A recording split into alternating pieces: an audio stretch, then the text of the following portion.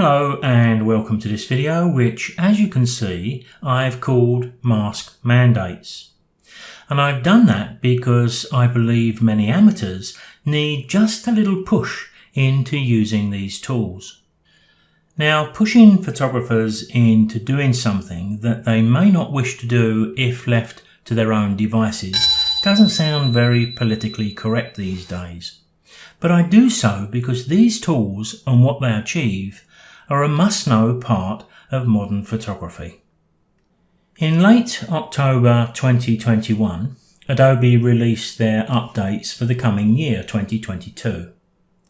These are for Lightroom, Photoshop, and of course Adobe Camera Raw. And one of the big features are the new masking options. The thing is, we've been using masking for quite some time in both Lightroom and Adobe Camera Raw. So if you've been using graduated filters, radial filters, or the adjustment brush, then you're pretty much familiar with masks because that's the way those filters work. These masking tools allow us to apply strategic editing, and they really are a must-know part of Adobe Camera Raw and Lightroom. It's simply because in most cases we cannot get consistent results in much of our photography with global changes alone. It's why I refer to these tools as a must-know part of Photoshop, Adobe Camera Raw and Lightroom. There are always some techniques we can sidestep to some degree and come back and look at them later, but these strategic editing tools are pretty important. Here we have a simple image opened up into Adobe Camera Raw. And I've already made some global editing changes that I think it needs. But here's the issue. Global changes affecting the entire image generally can only take us part of the way through image editing. When we reach the point where a global change then starts to negatively affect one area of the image, this is when we have to reach for strategic editing tools, and this is where the masks come in. So let's begin that process by clicking the mask icon. And what I'd like to do here is to do something with the base of the image. Maybe I'd like to darken the bottom and maybe add a bit more colour. Now, one of the tools we probably would put to good use for that is the linear gradient. So if I click the linear gradient, we see a little panel appear up at the top right. We can click and drag the panel into the area on the right hand side. To be honest, I haven't quite made up my mind whether I like it in that position or whether I want to move it. I'll use it in a practical way and make a decision sometime later. Going down to the bottom of the screen, I can click and drag the mask up. Now we can tick the little box to show the overlay, or obviously remove it as I did. But there we can see it, and if we touch the V key we'll also lose the bounding box. It'll still be there and working, but it's a nice convenient shortcut sometimes. Touch the V and it disappears, we can make the changes, we can bring it back at any time. Couple of options here. I can click in the middle and move it around. As you can see, I can move the bottom up, the top up and down, and I can rotate it. Lots of options here. I like to work without that masking shown there, so I'm going to untick that. And when I go over to the right hand side and start to make a change, you'll see the little panel top right disappear, and also the masking would if I left it turned on. But I want to just take down the exposure a little bit. Maybe I'd like to increase the temperature of the sand a little bit. And maybe after doing that, I think I could probably afford to come up a bit further. You get the idea. We can tweak around, and it's all being done with that mask. Now, one of the other things we can do with masks now is to rename them. We can do that via this little icon. As you can see, we can rename, intersect the mask with any other mask, duplicate a mask, hide a mask, delete it, reset it and delete all. We can also invert a mask, which is quite useful, especially with the radial filter. Although I've got to get used to not calling them a radial filter, it's now a radial mask, but it amounts to the same thing. But we can also just double click mask 1 and I can rename it. So I could call this one sand just to identify it. Now just for the moment, let me click back to the normal tabs so we lose all of those options. Now when I come back, obviously the mask is still in place. Even if it wasn't titled as it is there, all I have to do is turn on the overlay and mouse over it, and I'll instantly see what part is being affected. And of course, when I click that, it opens up and tells me that the sand has been adjusted with a linear gradient.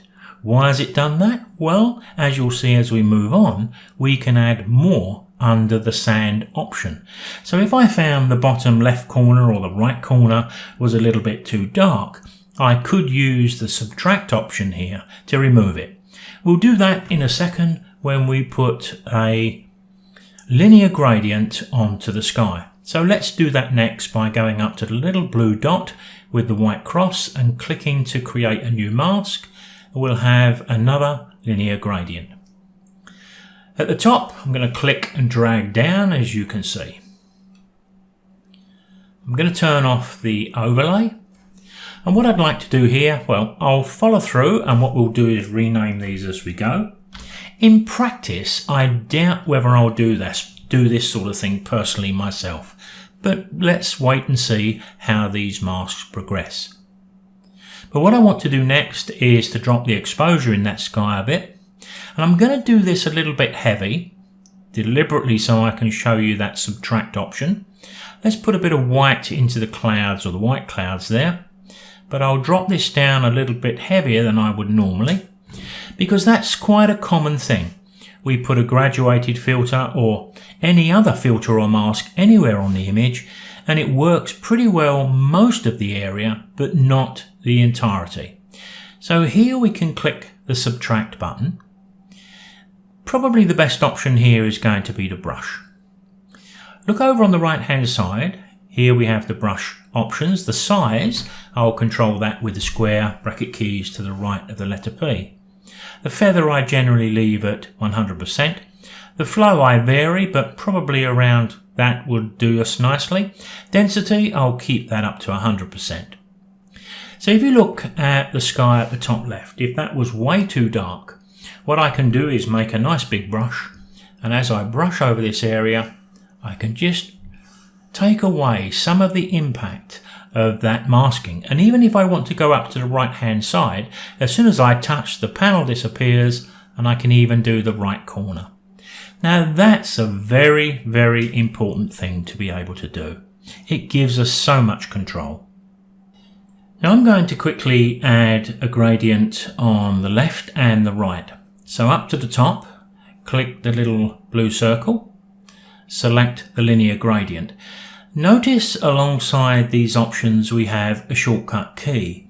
Linear gradient, it's G, the brush is K, the radial gradient is J. So when I select the linear gradient, going over to the left, I can click and drag into the center because I just want to drop down the exposure on that left edge, just a little bit. Now I want to do exactly the same on the right, but rather than go up to that blue circle and the white cross, if I just touch the G key, I get a new mask, and then I can click and drag and do the same as I did a few moments ago. I've still got the opportunity, even though I didn't name this mask, to go back and do so. So I could call that the left side, and of course the other one the right side. There it is.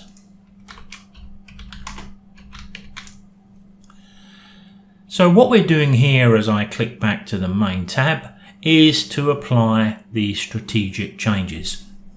Now that looks okay, but let's have a look at doing something with that windsock. Let's give it a bit of power. Let's go back to the options we have with the masks. So there we have the sand, the sky, the left side, the right side. I'm going to choose another option now. We're going to create a new mask. This time I'm going to select the subject. Just a few seconds to allow Photoshop to do that. I'll turn on the overlay so we can see how effective it's been, and that looks pretty good. But it selected the stick that the sock is standing on, so I want to remove that. So I'm going to go to my subtract, and of course we've got an add here, so we can do the opposite of subtract. Once again, I'll choose the brush.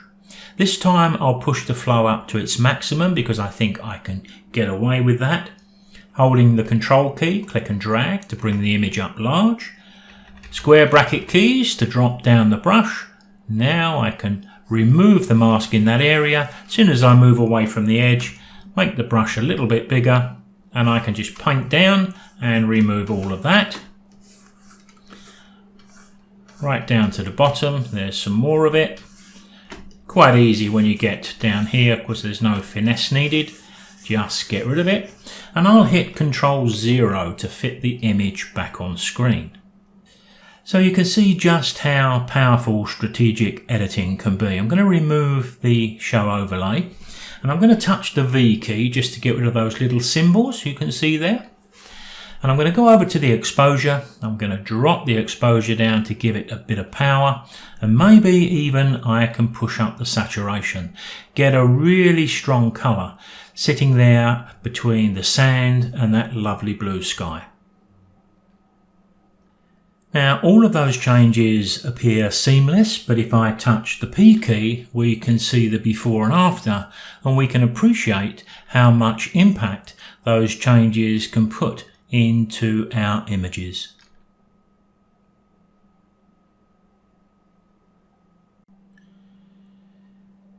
With this image, I've taken the global editing as far as I think I can go.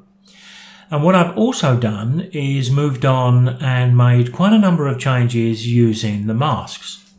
But I've turned all of the masks off, which is another option that we have with that little eye. So if I go and reselect the masks from the middle of the toolbox on the right, the one that I applied first was to the head. If you look at the head just forward of the eye, you can see we've lost a bit of detail there. But it's easy to bring back. There we can see it. And that's achieved simply, let me double click or just click on the head here, and you can see I used an adjustment brush to achieve that. And there you can see the masking that gives us the effect. The next thing I did was the eye. The eye is a little too dark. So let's first turn it on. There you can see the before and after. And once again, if I click the eye or mouse over the eye, you can see the shade or the mask, but it was created again from a brush. Quick and easy to do. Now the next thing I wanted to deal with was the tip of the beak.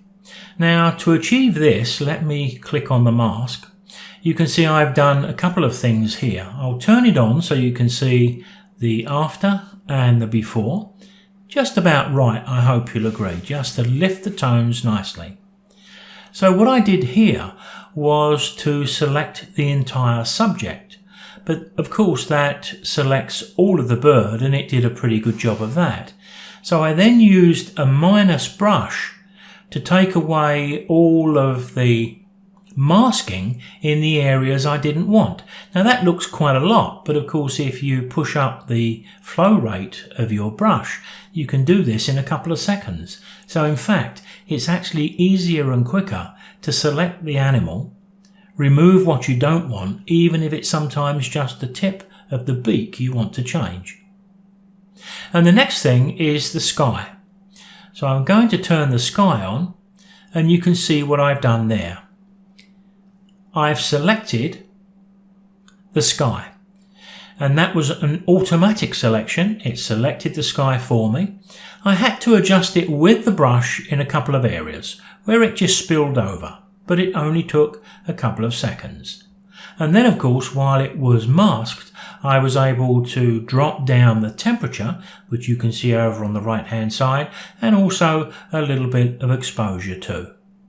And finally, a radial vignette. I used the radial option, let's turn that on, just to hold in the edges and the corners of the image. Now what I'm about to do is to touch the P key, which is the shortcut key which will show us the image before any manipulation was done whatsoever. So we're going to go back to the absolute raw file. Now as I toggle from one to the other, I think you get the idea of how global editing can only take us so far, but it's that strategic editing that can actually add the wow value to some of the images we produce. Now let's take a look at this image which I shot just a few days ago. I've done the global editing here and I've got the image to where I think it needs to go. But the weak area is the sky. So let's go to our masks and select the sky. We'll allow Photoshop to do its work just for a few seconds and then turn on the overlay and we can take a look at what it's done.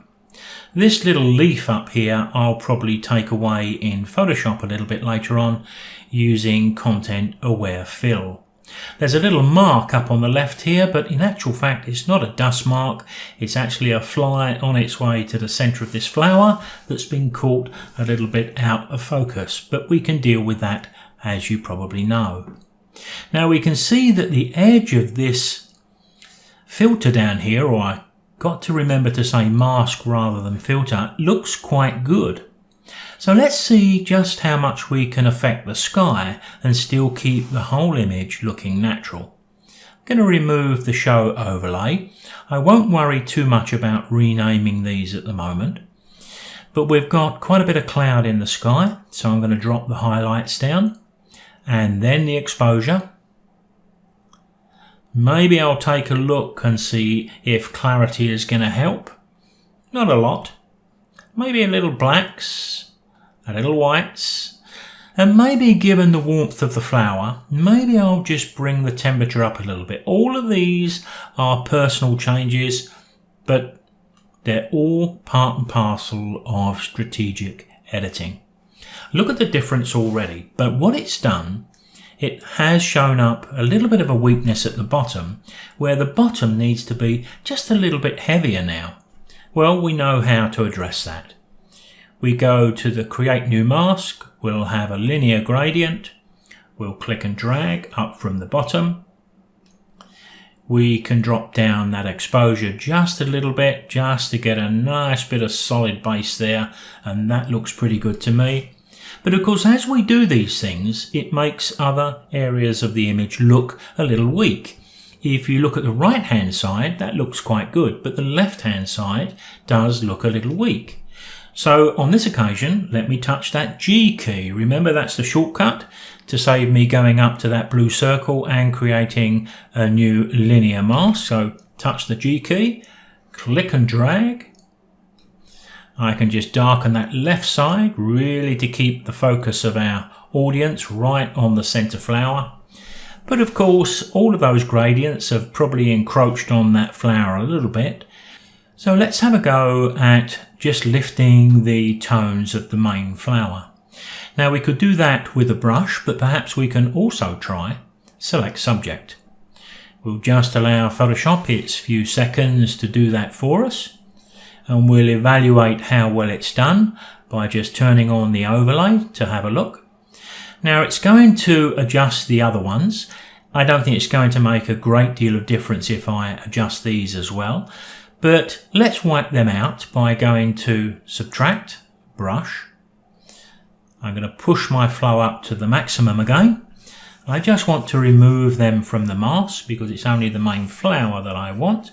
I could go in much tighter and do this a little more carefully, but I'm not entirely sure it's necessary. Now I'll turn off the overlay, and what I can do here now is experiment with the exposure. Just bring it up a little bit, maybe even a little saturation. You get the idea. We can even experiment with a little blacks and a little whites maybe to give a bit more emphasis on the center. And of course, the good thing we can do here is we can save this or open this file. If we come back to the thumbnail another day, all of these masks are in place. because we sometimes see there's a need for one other. It's always good sometimes to walk away from an image and come back. Because if we look at the very top of the image, perhaps that could do with a tiny graduated mask right at the top. So remember that shortcut, G is the key. Click and drag, I only want it to come down from the top. And just drop in the exposure down just to give a bit more emphasis to complete the image.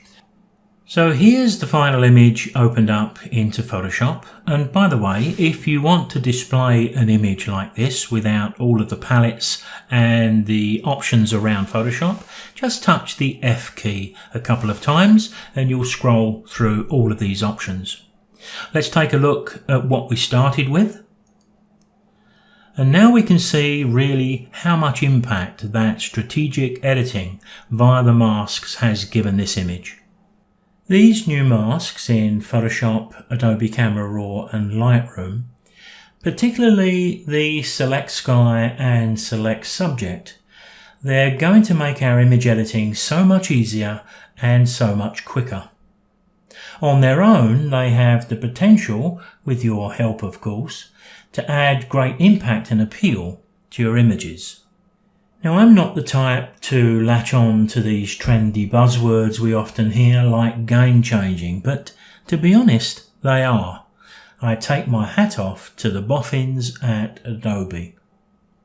You can download this video to your desktop from my webpage if that will make viewing the video more convenient, a link below. Now, I recently judged a photographic competition, and a weakness I saw many times was amateur photographers not making use of these strategic editing masks. Remember, Adobe Camera Raw and Lightroom work much the same. Thanks for watching. See you next time.